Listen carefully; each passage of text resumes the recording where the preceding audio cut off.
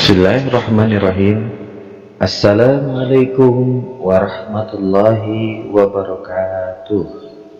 Alhamdulillahirabbil alamin wa bihi nasta'inu ala umuri dunya waddin wa ala alihi wa sahbihi ajma'in, amma ba'd.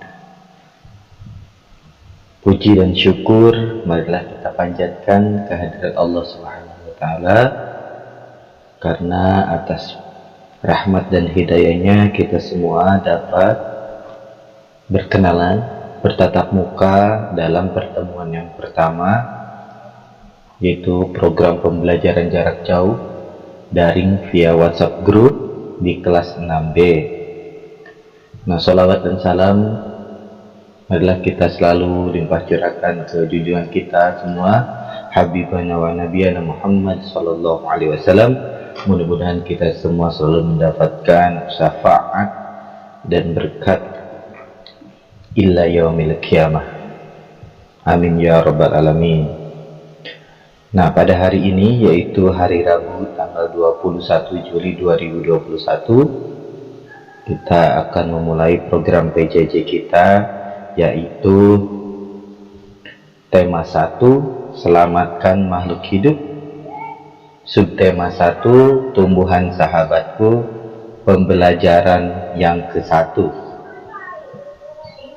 Di buku siswa kalian ada di tema 1 dengan buku yang berwarna pink atau merah muda, ya, pada halaman 1 sampai halaman 16. Nah, marilah kita mulai pembahasannya.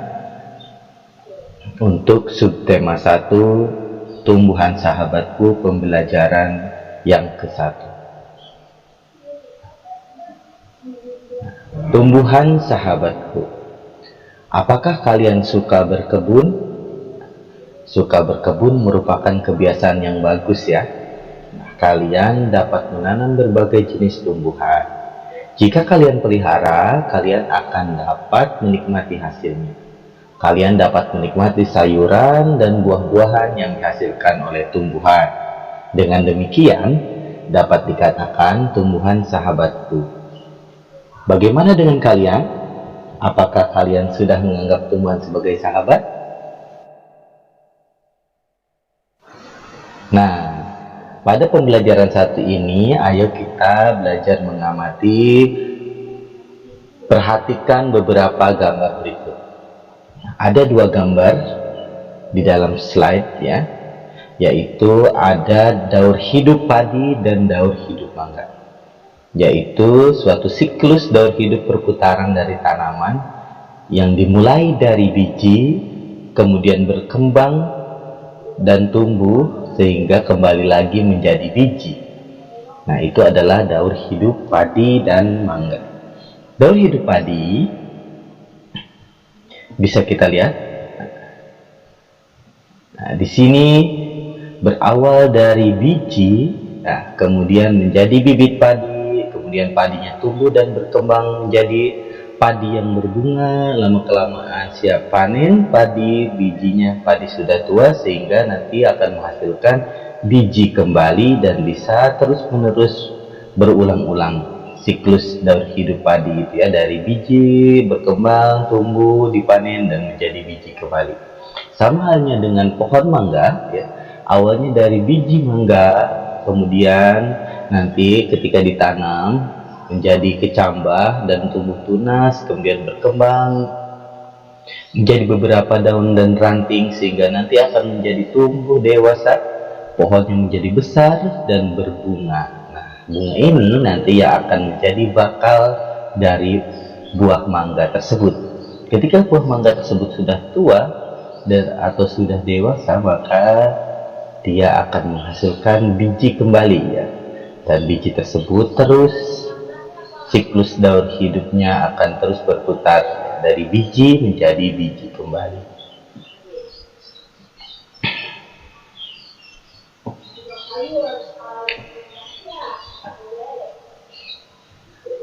Nah, kemudian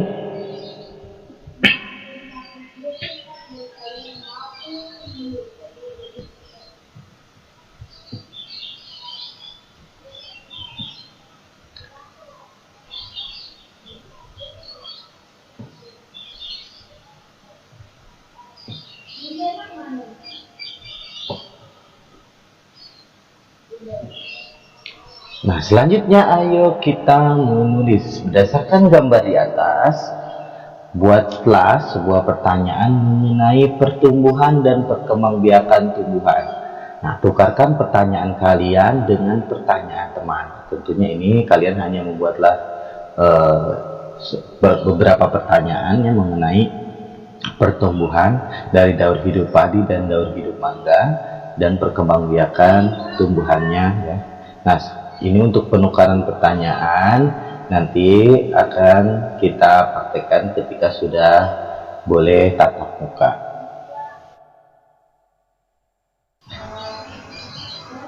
Nah, sekarang kita akan membaca ada suatu teks atau wacana mengenai perkembangbiakan tanaman jagung. Jagung merupakan jenis tanaman yang banyak ditanam hampir di seluruh Indonesia, antara lain Nanggro Aceh Darussalam, Bali, Bengkulu, DKI Jakarta, Jambi, Jawa Barat, Jawa Tengah, Jawa Timur, Kalimantan Barat, Lampung, Nusa Tenggara Barat, Papua, Riau, Sulawesi Tengah, dan Sumatera Utara. Nah, untuk mengetahui video pertumbuhan tanaman jagung, silakan bisa kalian scan barcode video di samping ini. Nah, di sini ada 3 gambar mengenai pertumbuhan tanaman jagung ya. Ini pertumbuhan tanaman jagung, siklus hidupnya ya, dari mulai biji kemudian berkembang dan kembali lagi nanti menjadi biji. Kemudian ada penyerbukan pada jagung ya, penyerbukan. Kemudian ada tanaman jagung yang sudah berbuah, yang sudah siap panen. Nah, tugas kalian sekarang adalah tulislah ide pokok dan informasi penting ya, dari teks berjudul Perkembangbiakan Tanaman Jagung dengan mengisi diagram seperti berikut ini. Nah, pada buku siswa kalian terdapat wacana bagaimana jagung berkembang biak pada halaman 2 sampai halaman 3. Nah, kemudian kalian baca di sana, pahami dan isilah ide pokok dan informasi penting ya yang ada dari beberapa paragraf dari bagaimana jagung berkembang biak dengan mengisi diagram yang ada di halaman 4 ya, kurang lebihnya diagramnya seperti ini ya. Nanti kalian isi di sini masing-masing paragraf ide pokoknya. Paragraf 1 ide pokoknya apa, kemudian informasi penting yang kalian dapat dari wacana tersebut. Nah, silakan dituliskan setiap masing-masing paragraf ya. Paham kan? Sudah belajar ya tentang informasi dan para ide pokok pada sebuah bacaan. Nah, kemudian kita akan berbicara atau membahas tentang perkembangbiakan secara generatif. Alat perkembangbiakan secara generatif pada tumbuhan adalah bunga. Nah, jadi salah satu unsur yang paling penting dari tumbuhan adalah bunga ya. Nah, kenapa bunga ya? Nah, bunga ini terdiri atas tangkai bunga, dasar bunga, kelopak bunga, mahkota bunga, benang sari, dan putik. Tentunya kalian sudah memahami betul ya tentang bagian-bagian bunga karena kita sudah pelajari di kelas 4 setahun yang lalu ya. Nah, benang sari yaitu merupakan alat kelamin jantan pada bunga, sedangkan putik merupakan alat kelamin betinanya. Nah, di dalam benang sari terdapat serbuk sari. Nah, serbuk sari ini merupakan sel kelamin jantan atau pada manusia disebut sel spermanya ya untuk pembuahan nanti. Tidak semua tumbuhan memiliki benang sari dan putik dalam satu bunga ya. Tumbuhan yang memiliki benang sari dan putik dalam satu bunga disebut bunga sempurna. Nah, untuk mengetahui perkembangbiakan secara generatif, silakan kamu scan barcode dari video di samping. Perkembangbiakan secara generatif atau secara kawin pada tumbuhan dimulai dengan penyerbukan. Ya. Macam-macam penyerbukan, yang pertama ada kleistogami, yaitu penyerbukan oleh tumbuhan itu sendiri tanpa perantara. Yang kedua anemogami, yaitu penyerbukan dengan bantuan angin. Anemo itu bantuan angin ya. Kalau kleistogami dia penyerbukannya oleh sendiri saja tanpa bantuan apapun ya. Yang ketiga zoidiogami, yaitu penyerbukan dengan bantuan hewan, zoo ya, zoo. Zoidiogami yaitu bantuan hewan, seperti dalam gambar ini, yaitu penyerbukan pada bunga sempurna yang dibantu oleh lebah ya, atau tumbuhan serangga atau kumbang yang biasa menempel di bunga-bunga. Nah, kemudian hidrogami yaitu penyerbukan dengan bantuan air. Jadi tumbuhan tersebut bisa melakukan perkawinan atau penyerbukan itu dengan bantuan air, hidro, air ya. Nah, kemudian antropogami yaitu penyerbukan yang sengaja dilakukan manusia, terjadi pada bunga vanili dan beberapa jenis anggrek. Jadi beberapa jenis bunga tidak bisa melakukan penyerbukannya sendiri ya, dia harus dilakukan atau melalui bantuan manusia ya. Jadi penyerbukannya dibantu oleh manusia, yaitu terjadi pada bunga vanili ya, dan juga beberapa jenis bunga anggrek atau orchid. Nah, sekarang kita diskusikannya fungsi dari tiap bagian bunga. Untuk apa sih ya fungsi bunga-bunga tersebut? Nah, di sini di sebelah kanan kalian ada gambar ya, dan gambar bunga dan juga beberapa bagian-bagian bunganya. Ada yang disebut mahkota bunga ya, ini yang warna-warni ini yang bikin cantik bunga disebutnya mahkotanya ya. Kemudian ada kepala putik. Nah, ini fungsinya sebagai alat kelamin atau sel kelamin pada betina. Kemudian kepala sari, nah ini adalah sel kelamin jantan. Kemudian benang sari, nah ini sel benang sari ini nanti akan dipakai untuk penyerbukan ya.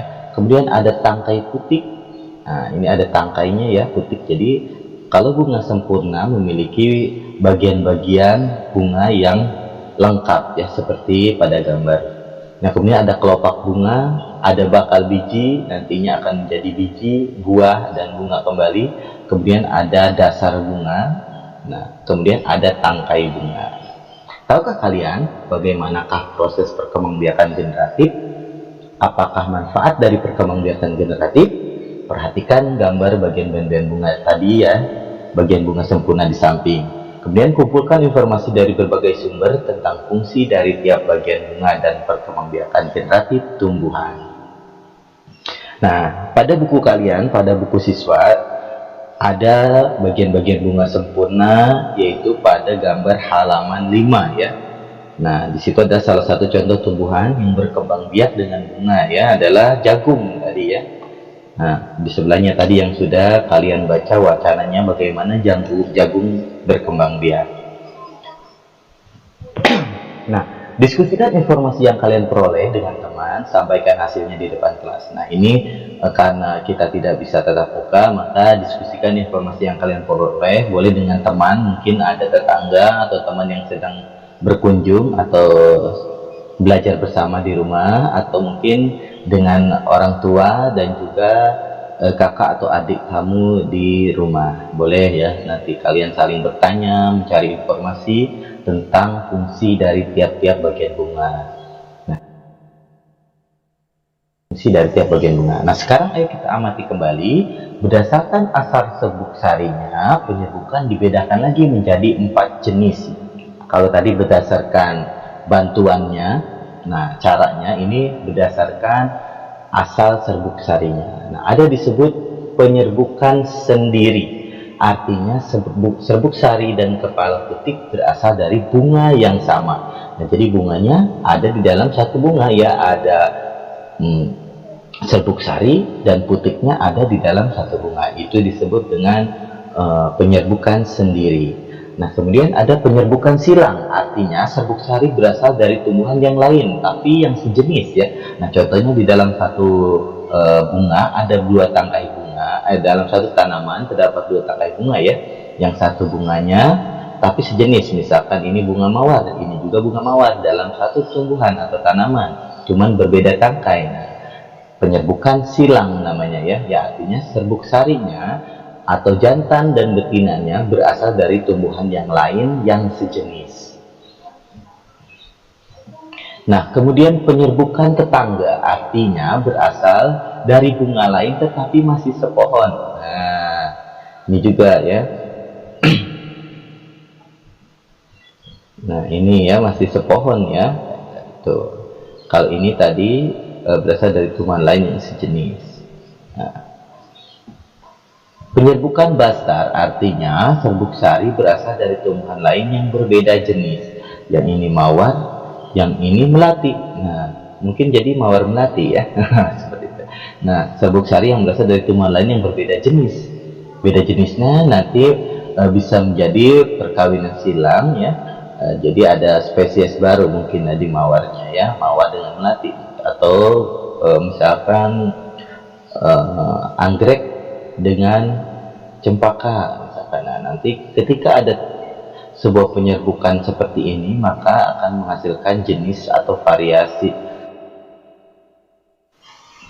Nah, sekarang kita beralih ke pembahasan tentang persamaan dan perbedaan karakteristik negara ASEAN terkait kondisi sosial budayanya ya, yaitu pada halaman 8. Ini bahasanya tentang ilmu pengetahuan sosial ya.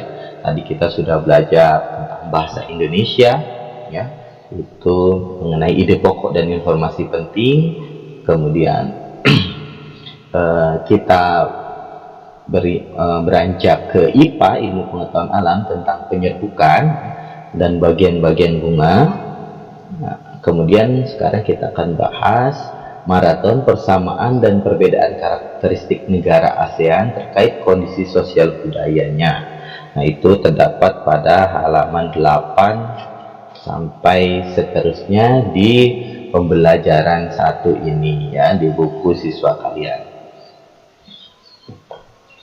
Nah, 10 negara ASEAN ya. Jadi ASEAN ini sudah dibahas di kelas 5 ya harusnya ya, bahwa Association of Southeast Asian Nation. Jadi persatuan negara-negara se-Asia Tenggara yang sudah resmi itu ada 10 negara ya. 11 dengan Timur Leste tapi belum resmi masuk ke ASEAN. Baru masuk Asia Tenggaranya saja, wilayahnya saja, tapi belum dianggap resmi menjadi 10 negara ASEAN. Jadi masih 10, walaupun Asia Tenggara jumlahnya 11 ya, plus Timor Leste. Nah, ASEAN ini ya, yaitu adalah perkumpulan atau persatuan negara-negara di Asia Tenggara yang waktu itu sejarahnya dipelopori oleh 5 negara ya, yang terjadi di Deklarasi Bangkok ya. Nah, salah satu pelopornya adalah negara kita, yaitu Indonesia. Nah, kemudian ada Thailand, ya. Kemudian ada Malaysia, Singapura, dan Filipina. Ini adalah 5 negara pelopor terbentuknya sebuah persatuan negara-negara di Asia Tenggara yang disebut ASEAN ya. Nah, kemudian ada lagi yang menyusul, nanti ada Myanmar, ada Laos, ada Vietnam, ada Kamboja, kemudian ada Brunei Darussalam. Nah, itu adalah 10 negara ASEAN yang ada di Asia. Nah, kita akan bahas tentang kehidupan sosial budaya masyarakat ASEAN ya. Perbedaannya seperti apa sih? Nah, suku bangsa di kawasan Asia Tenggara ya. Jadi, kehidupan sosial budaya tentunya akan bersinggungan erat dengan kaitannya dengan etnis ya, atau suku bangsa. Nah, suku bangsa di kawasan Asia Tenggara, nah bisa kalian lihat di sini ya, ada 10 negara ya. Myanmar, Laos, Vietnam, Kamboja, Thailand, Malaysia, Singapura, Brunei Darussalam, Filipina, dan Indonesia. Nah, suku bangsanya masing-masing banyak ya di sana. Jadi bukan hanya Indonesia yang banyak suku bangsanya, ternyata negara-negara Asia Tenggara lain memiliki perbedaan suku juga yang banyak ya.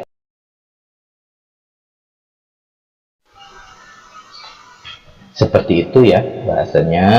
Nah, nanti kita akan lanjutkan di pembelajaran yang kedua.